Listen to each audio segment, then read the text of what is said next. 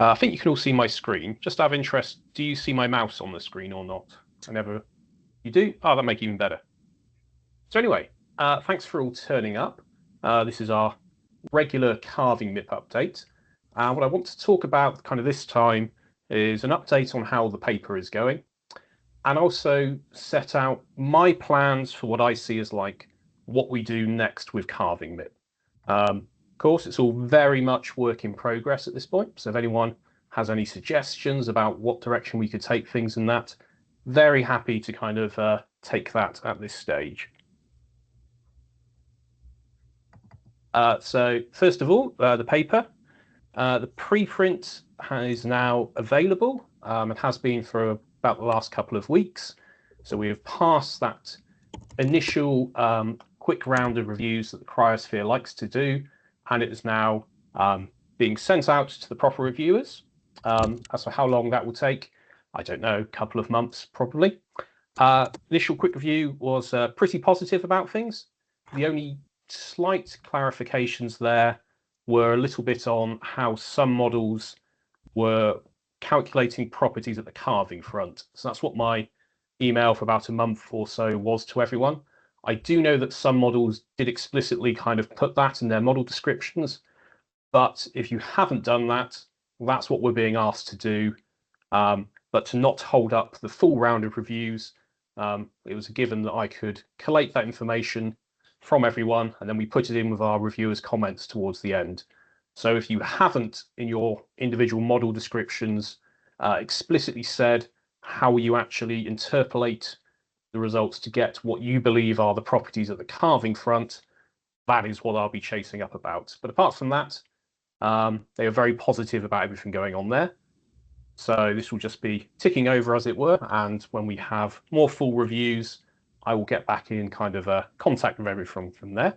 But thanks again for all your hard work on that side of things.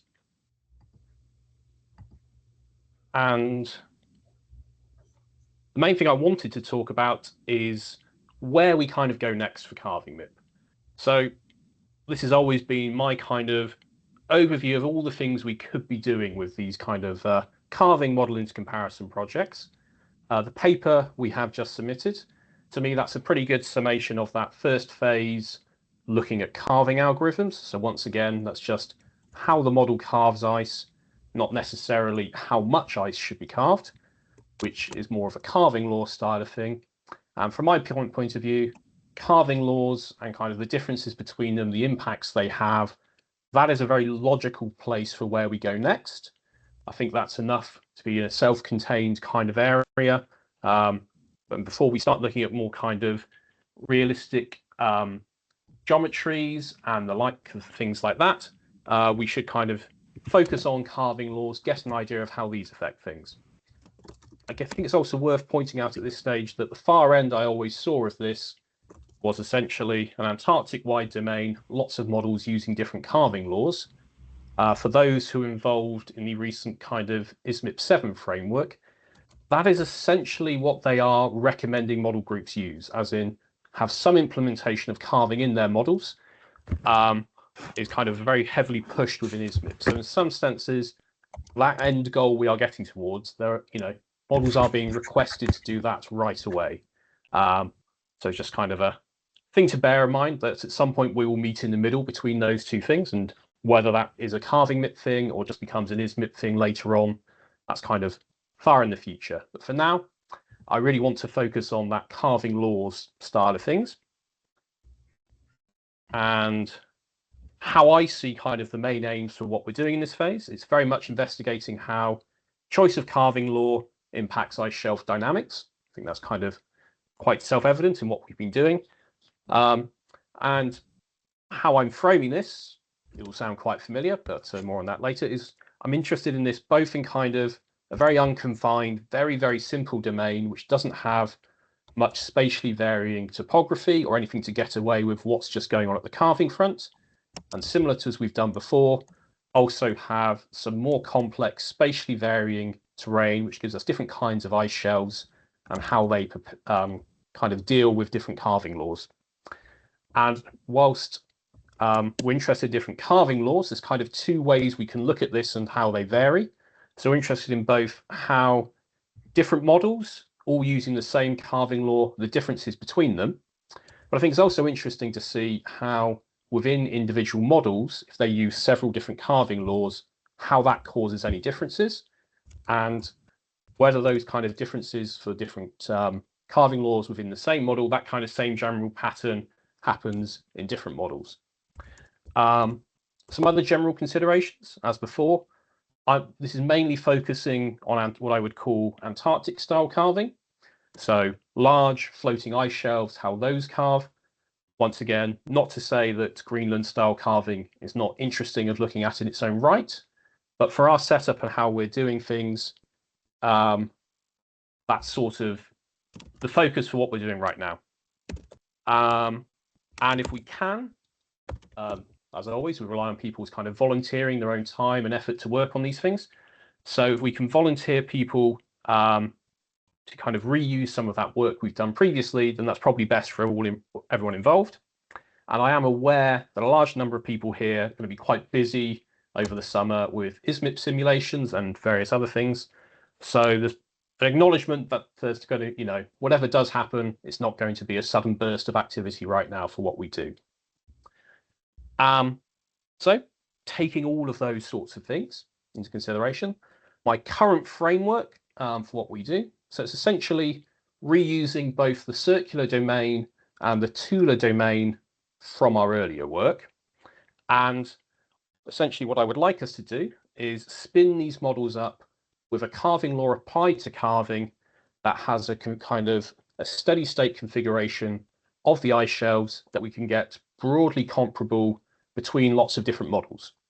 That is kind of brushing over a whole load of technical details, what we'll come back to, but assuming we can get this steady state of models which have a carving front determined by a carving law, and that all these different models look approximately similar in their ice shelf configuration, that's the starting point for all these experiments. And then what I want to do is apply a kick to this system, and so that they will evolve over time and end up in a new steady state. And of course, how that carving law evolves the ice shelf over that time period, that's what we're interested in. How do they do it similarly? Is there a big difference in the carving laws, how they kind of respond to that initial forcing? And that initial forcing, to me, the easiest way to do this is for these floating ice shelves is to turn up the melt rate from the oceans. Turn up the melt rate, that will thin the ice shelves, that will affect everything that goes into these carving laws, and that will generate the change that we see there. And essentially, I'm proposing that we do this in both the circular domain. So that will be the newly proposed experiment 5 in that kind of spin-up case. And then experiment 6, where we put that higher melt rate in to get this new kind of approach happening. And then, of course, individual groups can repeat those experiments for as many carving laws as they have. And I saw Frank was in the chat there.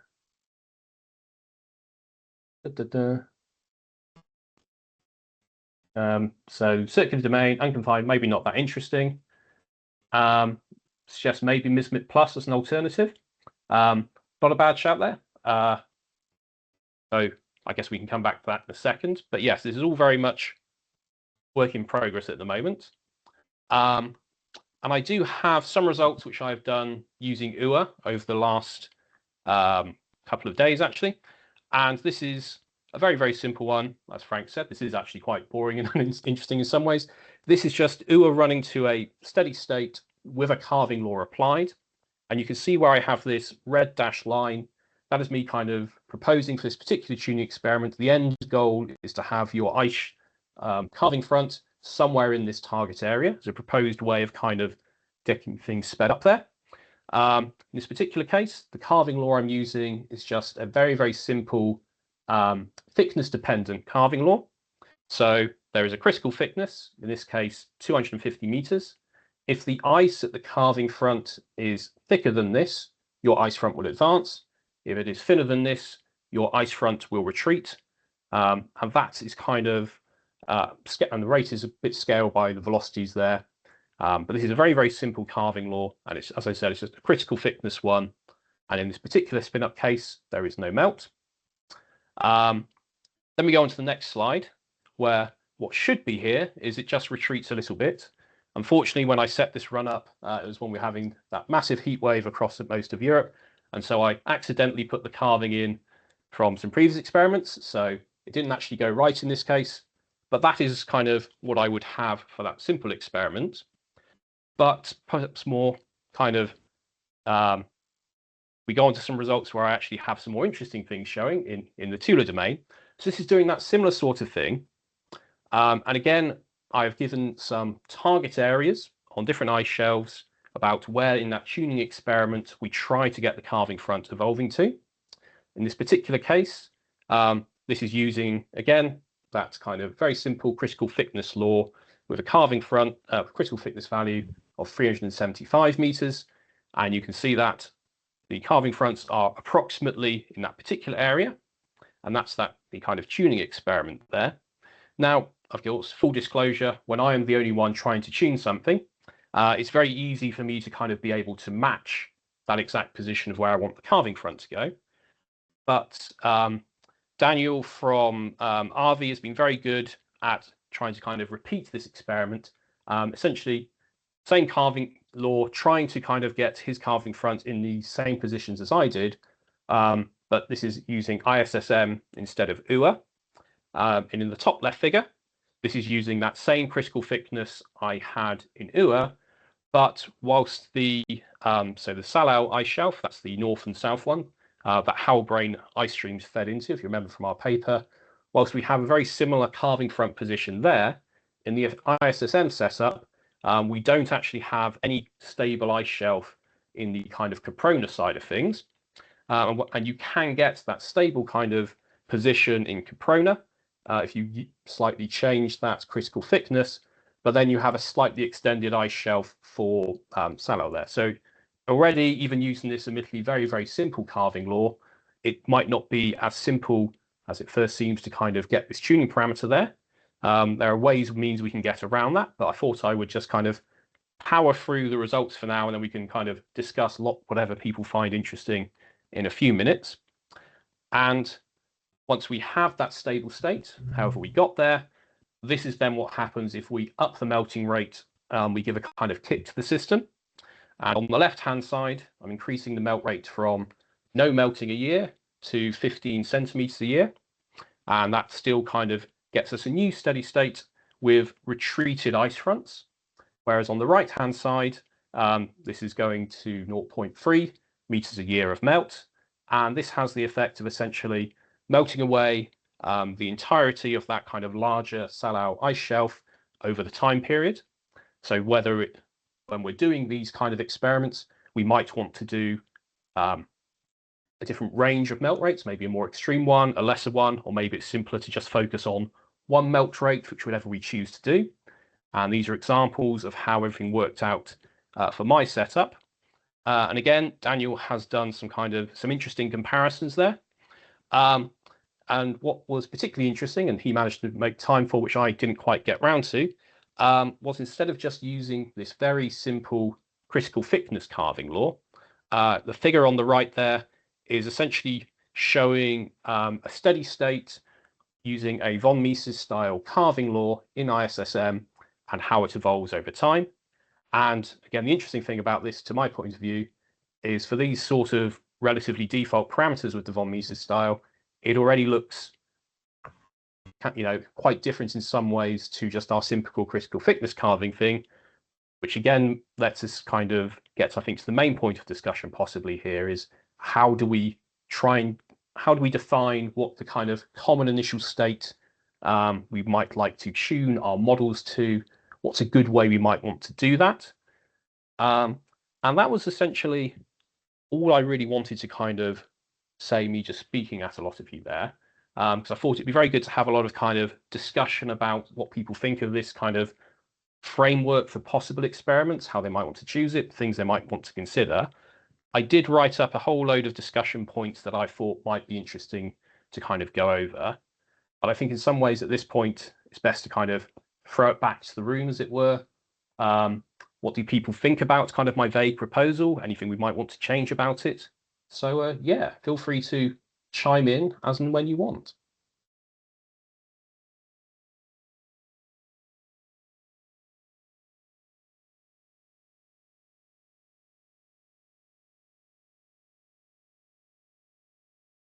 So Frank did make a comment in the chat that maybe just that very simplified circular domain is a little bit uninteresting.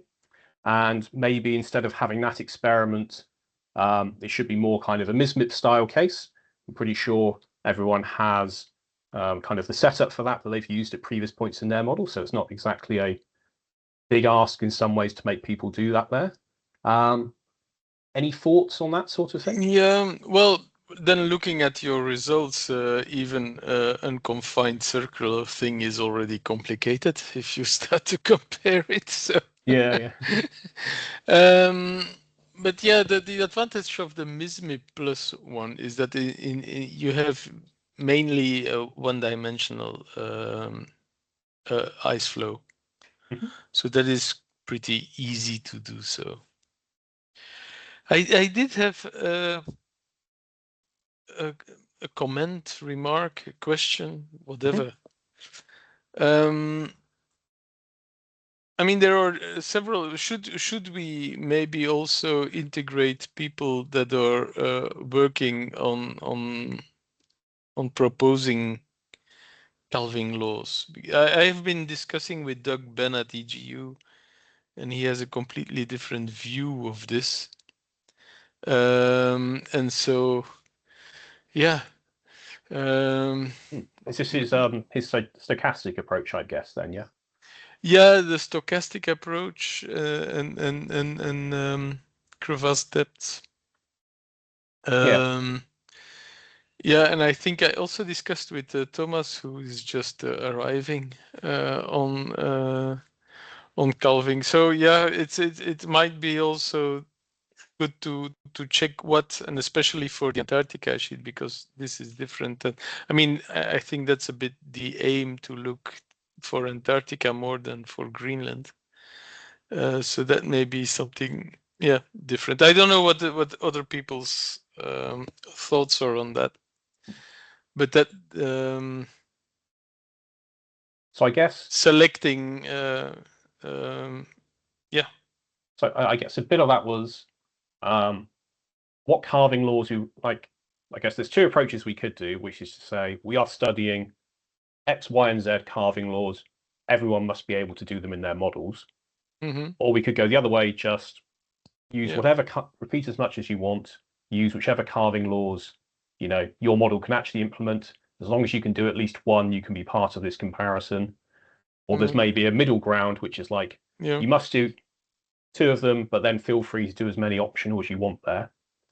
But I like your idea, the setup, in the state of so saying, well, you start from a steady state and then you kick the system, and like some subshelf melt, typically as what was always also in MISMI plus, and then you see how that, which results normally also in an acceleration of your ice shelf flow, how that influences your ice shelf front in terms of calving, which I think is a very useful thing to do.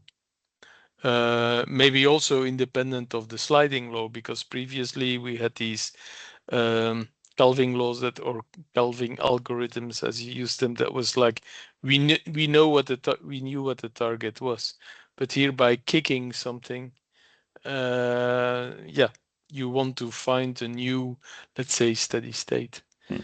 After a perturbation, and then maybe, I mean, stopping that perturbation, I don't know. But okay, after so much time, how does the calving front looks? But maybe some people have some other ideas. I mean, just throw this in.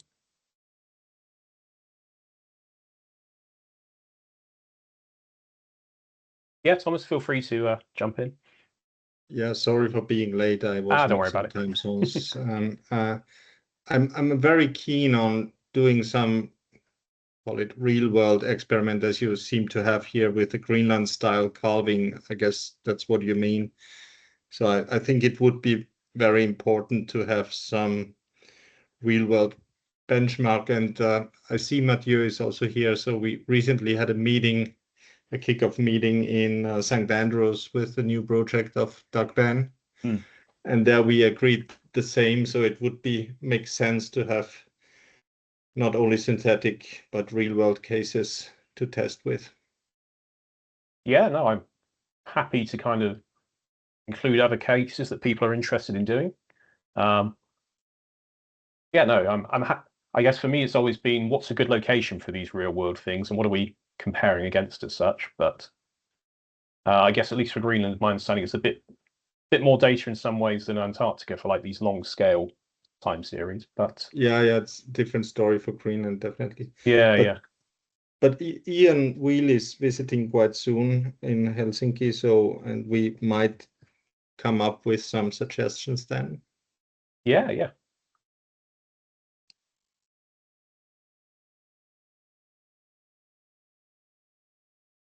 And I can't remember when you came in, Thomas, but in case you missed it, essentially I was proposing using the same domains as we did in the first kind of CalvingMIP thing, spin up to a common steady state with a calving law, and then the experiment is apply some extra melt rate, see how they respond to that extra melting. Though how exactly we get to that steady state in the best way is an interesting question. I mean, from my point of view, although we've only had kind of 2 models attempting this, I think if we have some defined areas for calving fronts where they should be, I expect it's going to be very, very hard for models to essentially match that if they are using calving like tuning parameters, whatever that might be in a particular model, that do not spatially vary. I suspect you might need to tune individual ice shelves with different parameters. And I wonder if that's something that people have considered doing yet, as it were.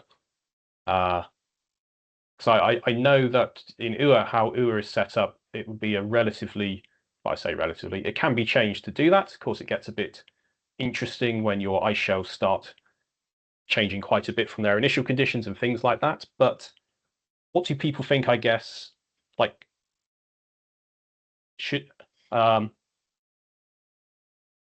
should we explicitly allow models to have spatially variable tuning parameters, which to me seems like a reasonable thing to allow them to do if whatever criteria we have for tuning that initial steady state. Any thoughts on that one way or the other? To me, it seems like a reasonable thing to assume.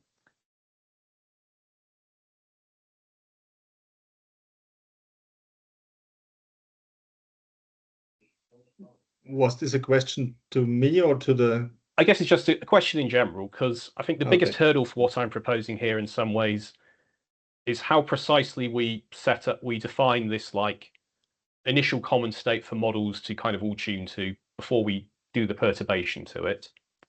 As I've presented it here, I've just kind of sketched on some rough areas of like where the ice front should be located in. I haven't gone too much beyond just it should kind of visually look like it's in that area there. And I don't know, particularly when we start using more complex calving laws, how easy it might be to kind of get both the kind of larger kind of sallow ice shelves in the domain and the kind of smaller Crepona ones, getting them both in the same areas. If you're using the same tuning parameter for everything, you might have to use a tuning parameter that's different for one ice shelf than another.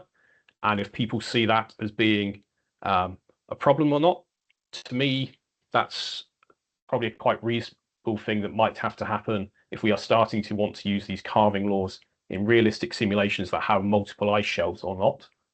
So I guess that was just my kind of musing there, because I've noticed that if you look in the von Mises style calving, which is in the top right on my current slide, that's already getting ice shelves which are starting to look at quite different from the UA case, in particular, the ones on the kind of east and west, which I call Sphinx, which in UA has completely gone away with this minimum calving, but in the ISSM one is actually advancing there. So I guess it's just me rambling on about the fact that we might have to have spatially varying tunable parameters, and whether that's an issue or not for models. To me, it seems like a reasonable kind of property to have in models.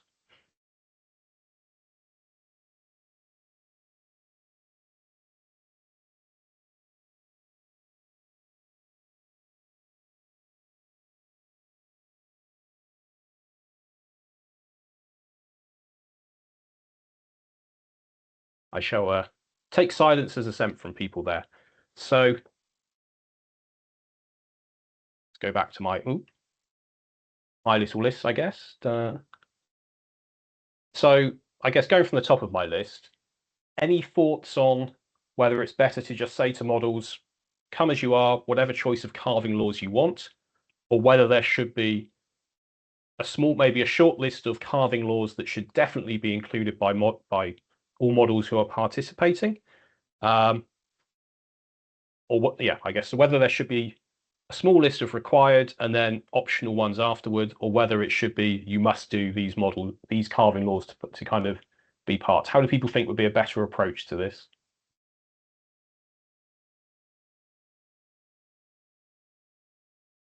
I mean, my kind of default thinking is that I'm more inclined to let models come as they are, with possibly, as I was just doing, like a very simple thickness dependent carving law of a critical thickness, maybe make that the one and only key required one, and then allow models to do as many or as little extra laws as they find. That's probably my default way of thinking here, but if anyone feels strongly in agreement or disagreement with me, be good to hear about it.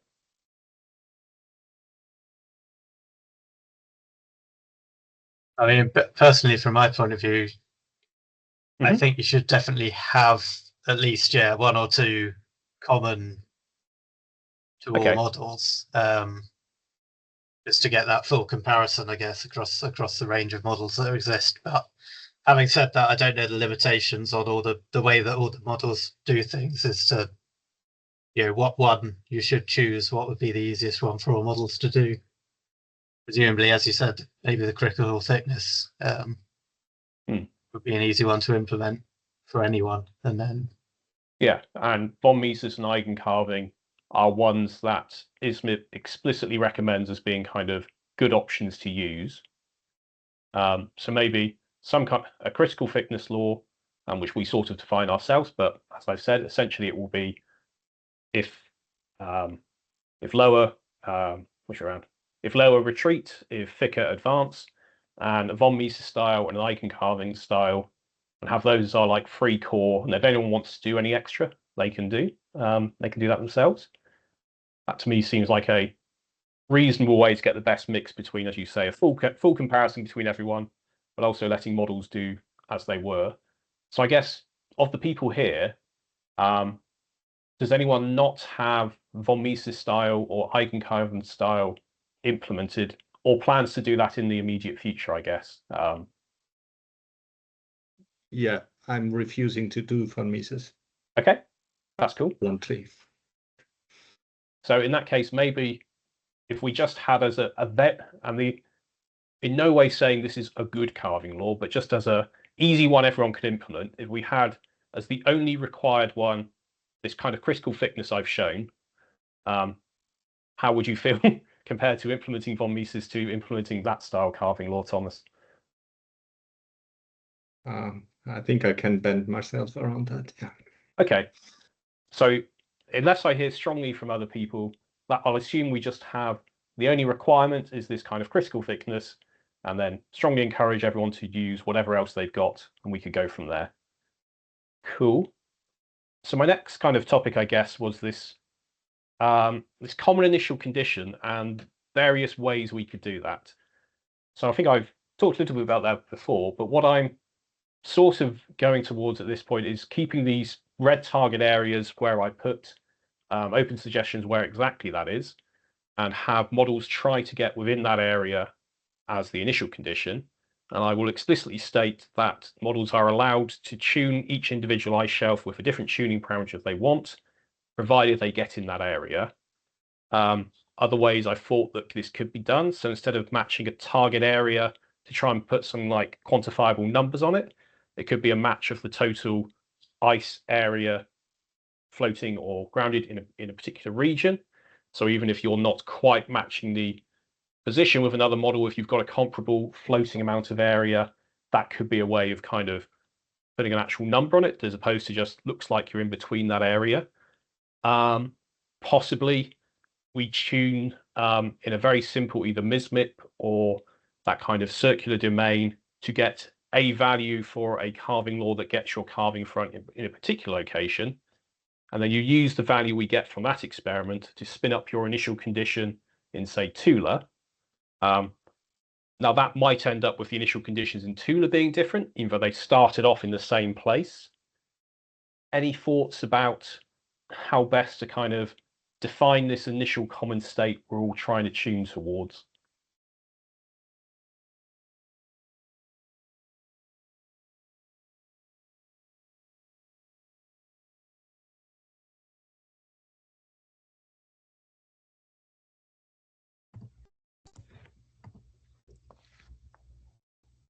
I mean, Bill, feel free to jump in. Yeah, can you hear me okay? Yes, can hear you fine. Yeah, I kind of like the idea of tuning experiment 5 because that's symmetric. So that would make it fairly straightforward to land in a particular radius. Yeah. I'm less drawn to the idea of having spatially variable calving parameters because that's something we prefer to avoid for real ice sheets, and it would be extra work.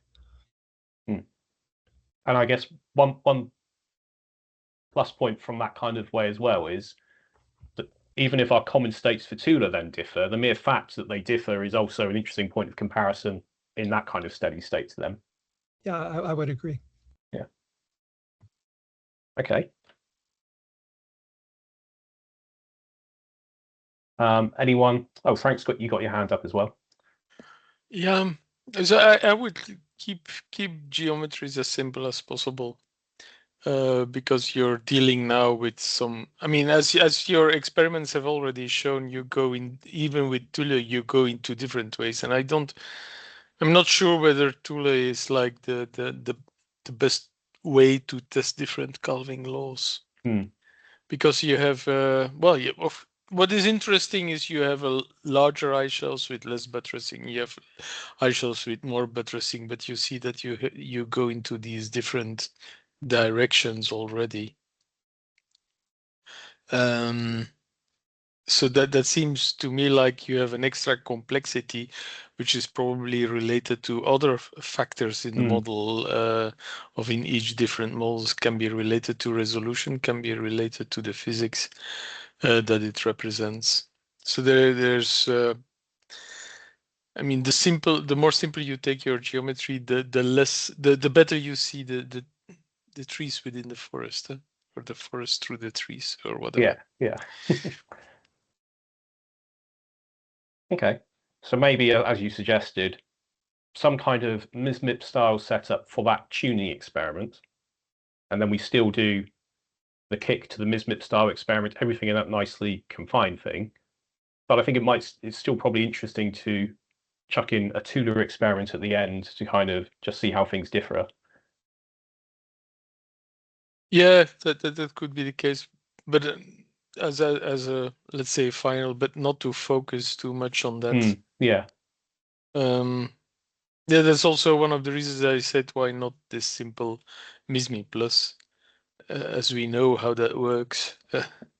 So and it calculates relatively fast at high resolution. Yeah.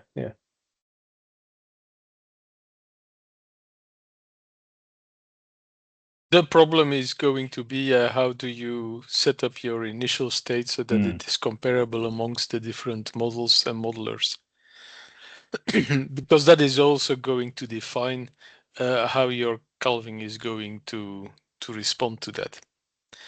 So if you want to really know whether your calving is a decent calving, then you need to go towards a validation experiment for which you have an observational series. That's what Thomas has already said. Okay. You have an observational series of calving fronts, and then you try to reproduce that. Yeah. But that might result in a lot of tuning steps in between. Okay, so that's all good to think about, I guess. Well, more than I guess. That's very good to think about. Gives kind of a nice way forward there. Bill, was your hand up earlier? If you put it back up, or if you?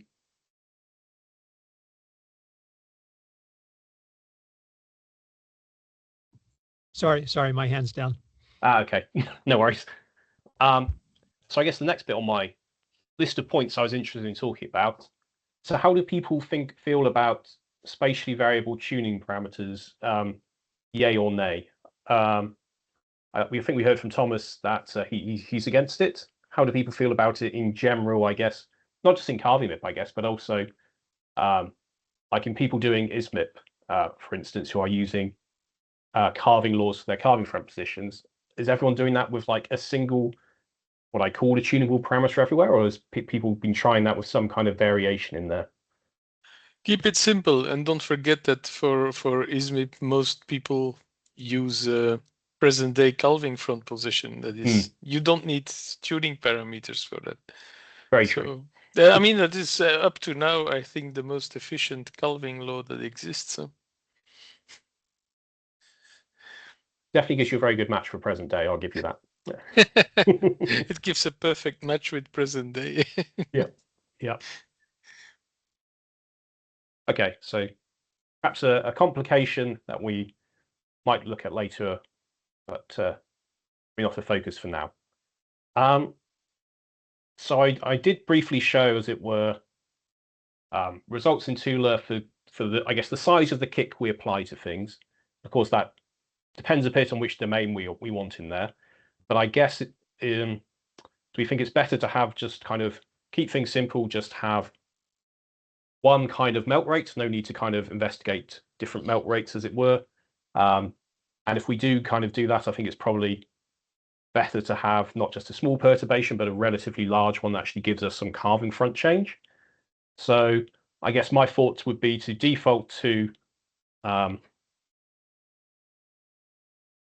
so assuming whichever domain we end up in, but something that gives us behavior more that we see on the right-hand side than the left-hand side. So unless I hear strong feelings, I guess, one way or the other, I would assume that we probably want to do only one melting thing like the right, as opposed to a whole series of different melt rate perturbations. Unless people think that's something that we might want to look into.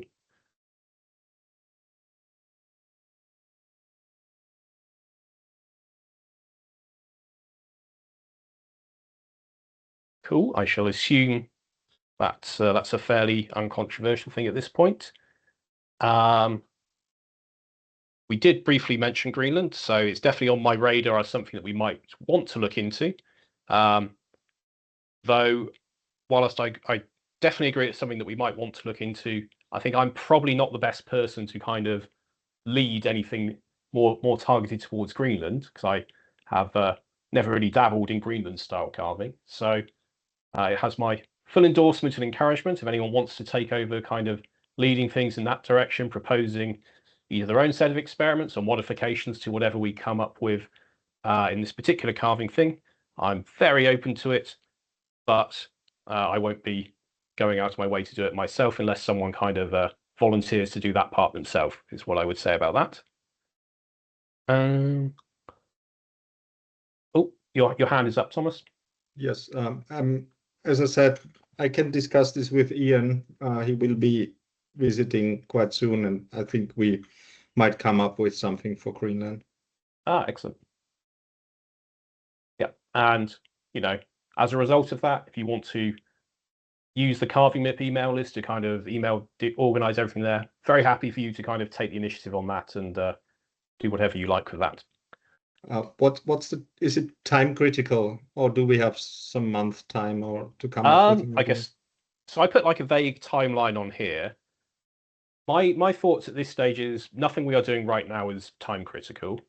I don't think that realistically we could get kind of enough work from people done to kind of have a second publication done to kind of line up with ISMIP, IPCC style things for their cutoff deadline. Whilst I think it's technically possible we could do that, I don't think, I certainly have no desire to kind of rush things to get to that stage.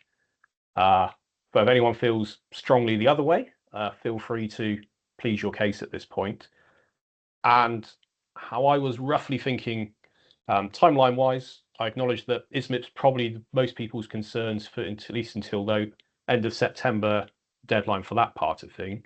So what I was hoping we could do is whether it's just myself or a small group of us, find some time over the summer to kind of work out whatever the protocol for our experiments will be, get at least 2 models kind of performing the experiments to show that it's possible to do with not just 1 model, but 2 models.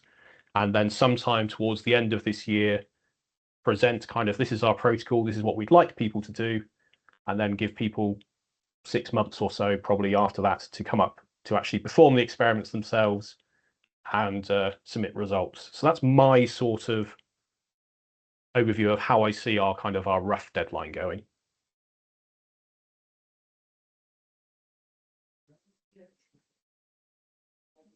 And other things I had on here. So I guess this was so talking about kind of the results that we would request from people. There is kind of all the results and the data that we requested in the first round of CalvingMIP.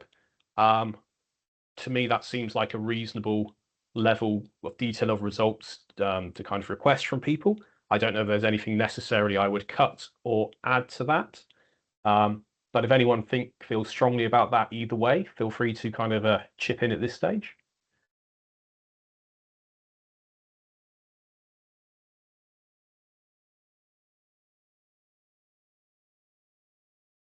That's all good. So I guess one other thing, looking at more a little bit on the logistical side of things at this point.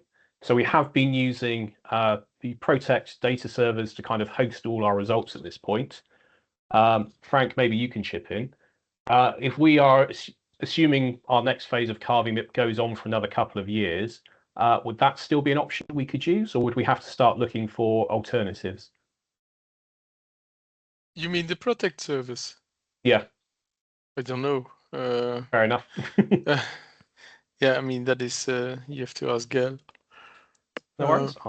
I will at some point chase that up with him. But we might want to use something different. I don't know what is the lifetime of these things. Yeah. So nothing we need to know right now, but probably by the time we finalize all of the experimental setup, that's when we'll have to start considering this.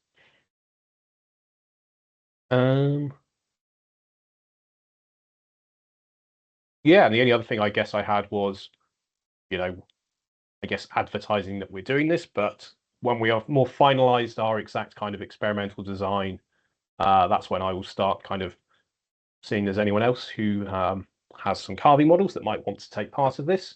No need to limit it to people who've just done the first round of CalvingMIP. I'm happy for other people to join in as and when we go off this. And yeah, that's a good point from Daniel. Essentially, experiments might run a bit longer than the previous round. So what I was sort of envisioning is, so we're having this kick to the system, and then the results, we could say run to a new steady state. It could just be give us high resolution for the first 1,000 years, the first 500 years or something, and then give us one snapshot of your final steady state whenever that is. So that might be one way of doing that, because as you point out, if it takes like 20,000 years to get to a new steady state, then having yearly data for some things there would be a bit too much. So yeah, my compromise to that would probably be, as I say, give us high resolution data for a certain amount of time at the start, and then just a snapshot at the end or something like that. So we have the final new steady state with, of course, the time that it took to get there. And that could be the way we do that. And it might be, we could phrase it as ideally run to steady state or X amount of years, whichever occurs first, just to stop people with more expensive models spending an awful lot of time essentially running them.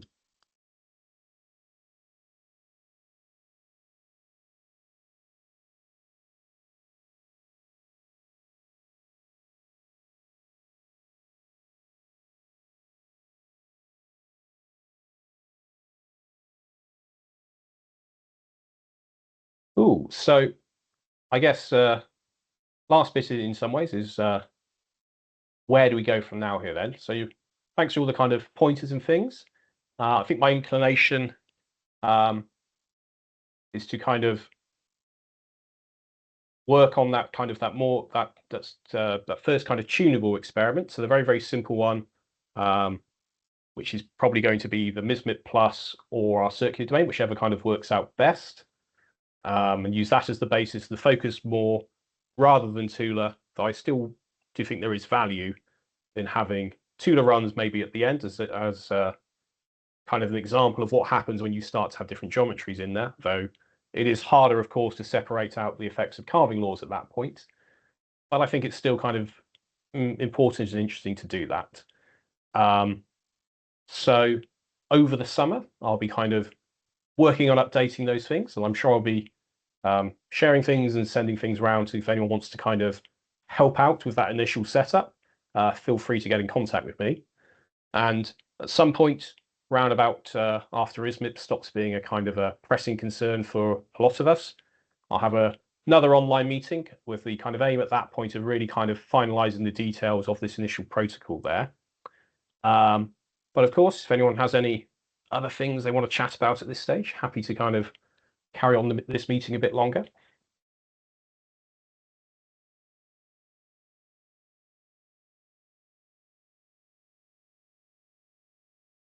Okay. In that case, I can stop sharing that screen. And I will stop the recording for now.